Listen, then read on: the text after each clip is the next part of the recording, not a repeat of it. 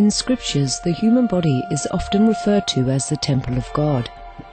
Yet it is quite an uncommon privilege for any soul to attain this sacred abode that houses the divine, as it is truly a blessing to be reborn as a human being. On several occasions, Supreme Master Ching Hai has spoken about the rarity of this phenomenon. To be reincarnated in the human world is hard. You have to have enough human quality.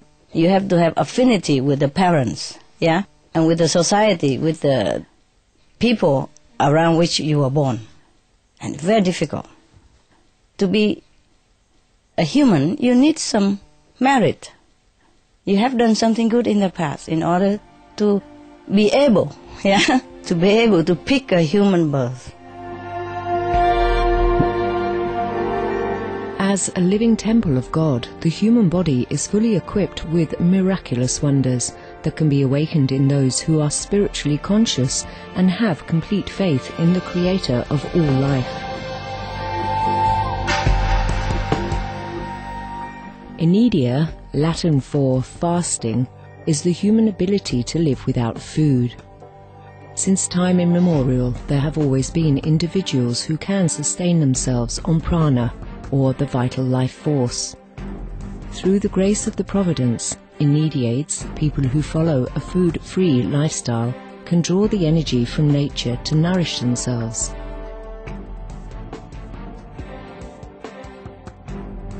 They live on the chi, from the ground, or from the forest, and from the sun and from the air. They make use of all that. Or they live on love, on faith alone. These individuals are known as breatharians, solarians, watarians or pranarians, and they come from all walks of life, from different cultures and all corners of the world.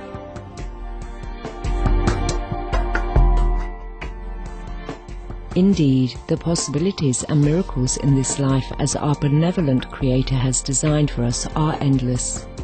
We only need to connect within to recognize our abounding largesse as God's children.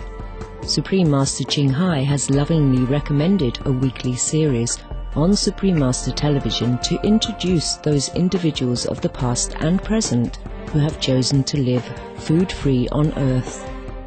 May their spiritual stories enthrall you, may hearts be opened and horizons be expanded.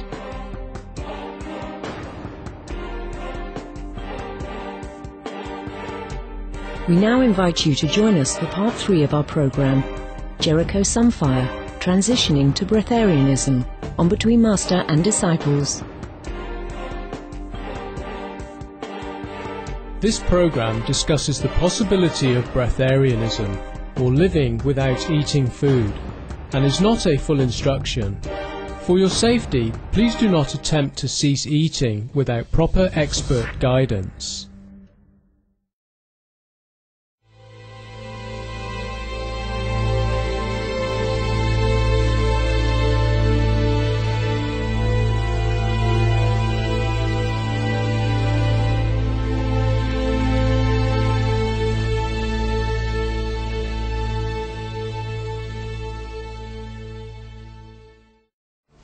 Greetings, compassionate viewers. Today we continue with our special feature on the breatharian personal fitness guru, Jericho Sanfaier. In this series, Jericho talks in depth about the process he went through to become a breatharian. He did not consciously make the decision to become food-free. It just happened naturally. His journey to living solely on the cosmic energy, or prana, began with fruits. Then, from fruitarianism, Jericho naturally transitioned to liquidarianism. I had no plans of transitioning to liquidarianism. I only found out about liquidarianism once I mastered fruitarianism. And when I learnt that I had already been transitioning to liquidarianism naturally anyway 3 years prior to actually mastering fruitarianism. One thing people forget or don't even know about is that once you're transitioning, the whole transitioning process, the initiations overlap. So once you're halfway through, for instance, mastering your fruitarian initiation, you're already starting your liquidarianism initiation. Jericho discovered that he was already undergoing a subtle process of transitioning to liquidarianism during the last 3 years of his fruitarian lifestyle. I was doing fruitarianism for about 10 years. So, you know, within that 10 years, the last 3 years of it was literally transitioning to liquidarianism. And like I say, I didn't even know about liquidarianism until I saw it on the internet, and I realized, hey, that's what I'm doing. As he transitioned to living just on the juice of fruits, the process was a lot easier, since he had gone through most of the tough parts of detoxification during the fruitarian stage. This time it was more of a spiritual experience and development. I did experience the conditioning, the mind games again, you know, because think about it, my mind cooperated with me. I didn't beat my mind let me transition, you know, divine timing, everything else, spiritual connection, my mind let me. It cooperated with me, it knew exactly what I wanted to do, and it cooperated. But this time it was different. It wasn't all my physical stuff. The bulk of my physical work had been done. The bulk of my rejuvenation, the bulk of my breaking down and rebuilding had been done. You know, the bulk of the whole emotional attachment had been done. Getting rid of the conditioning to actual cooked food had been done. So it was a learning curve, but in a different way with liquidarianism. And it taught me a lot about my mind this time. It was more mind stuff. It was more verging on the spiritual, but it was more mind and conditioning stuff with liquidarianism. Please stay tuned to Supreme Master Television. Between Master and Disciples will return in just a moment for our show on Jericho Sanfire, transitioning to breatharianism.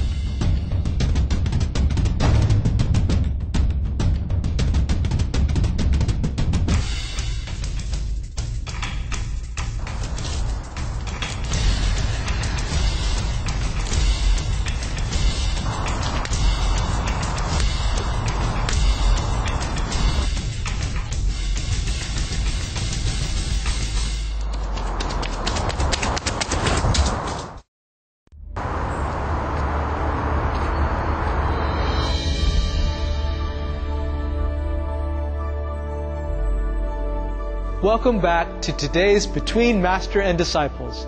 Let's continue with our feature on Jericho Sanfire, transitioning to breatharianism. It wasn't an easy choice for Jericho to choose to become food-free. Did I want to stay in a comfort zone? Or did I want to pursue the path and take whatever happens, come what may? I had to do two things. I had to sit down and soul search and decide what I wanted to do. I had to take into account fruitarianism, liquidarianism, everything that I went through. I had to decide what I wanted to do. I had to reflect where I've been, what I've learnt. And I accepted the calling to breatharianism. I took some time. I reflected on what I've been through, where I've been. I laughed, I cried, I went through every emotion. I got angry, I kicked rocks, I got angry, everything. For a long evening.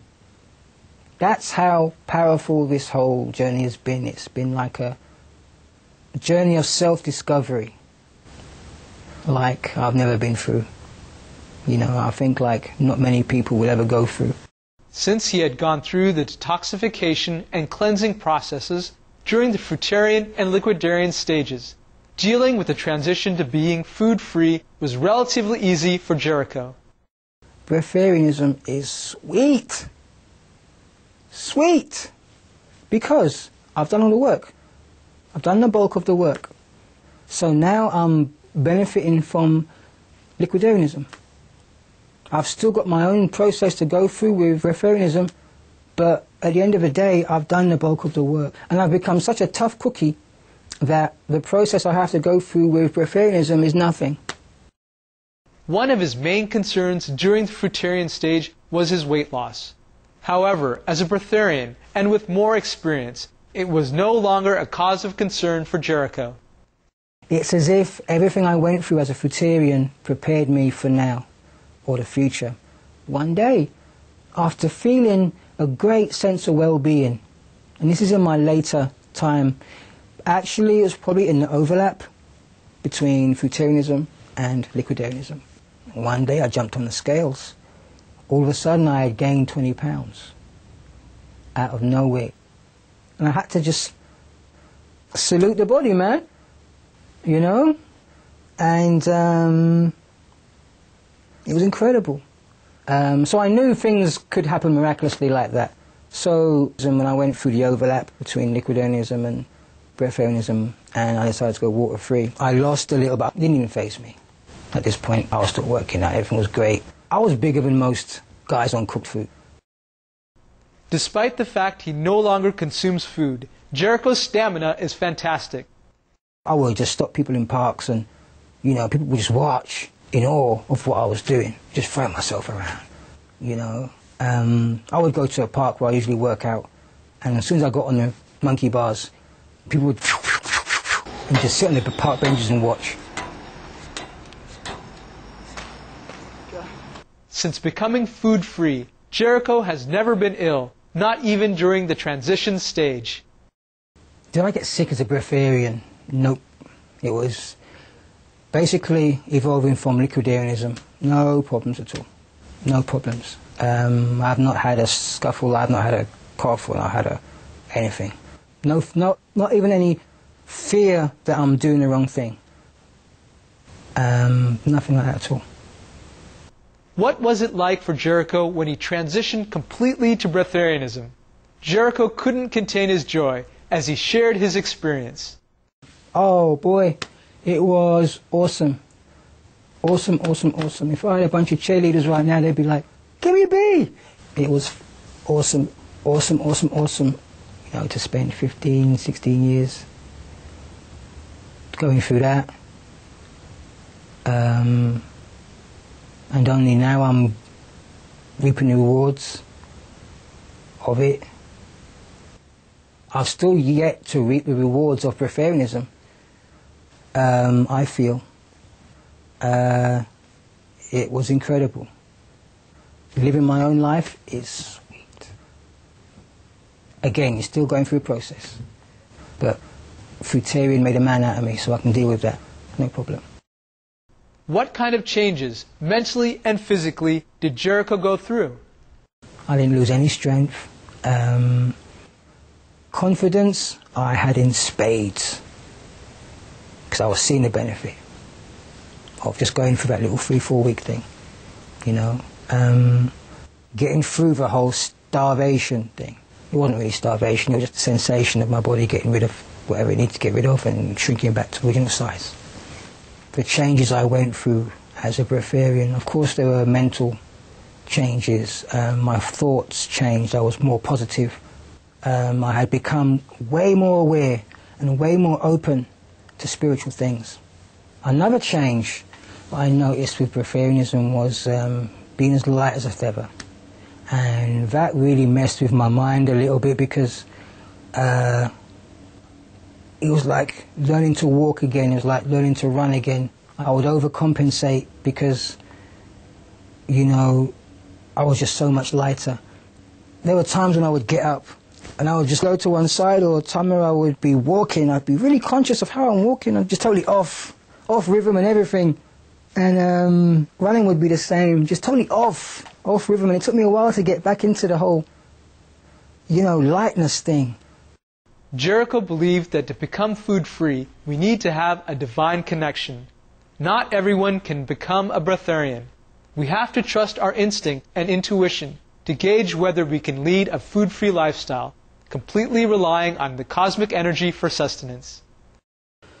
For me, personally, it was a spiritual connection. Personally, I have no idea whatsoever how the human body can go without food, but I do believe that it's some people's natural state. I honestly believe it's not for everybody. And I believe that I have a spiritual connection that enables me to get back to my natural state, which is food-free. It wasn't down to my willpower. It had nothing to do with me at the end of the day. Like I said earlier, I feel like I was allowed to progress, and it was all about divine timing for me. And it was nothing to do with me being inspirational, me being amazing. Nothing at all to do with that. For Jericho, leading a food-free lifestyle is an ongoing process. Although he has been a breatharian for over 2 years, he still feels that there is so much more to learn. I still consider myself to be a baby, to be learning. I still feel I have much to cleanse, much to come out. It is still a process. Throughout this whole journey, I've messed up, I've slipped up. Throughout fruitarianism, liquidarianism, breatharianism. And it's always been a process of learning. And then you pick yourself up and you move forward. Even now, it's always a process. Always learning new things.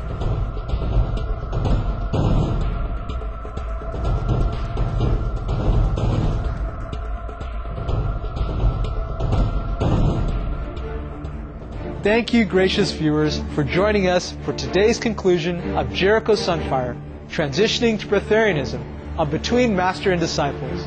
Now, please stay tuned to Supreme Master Television for Good People, Good Works. Coming up next, right after Noteworthy News. Farewell for now, and heaven bless. For more information about Jericho Sanfaier's personal fitness training program, please visit jerichosanfaier.webs.com.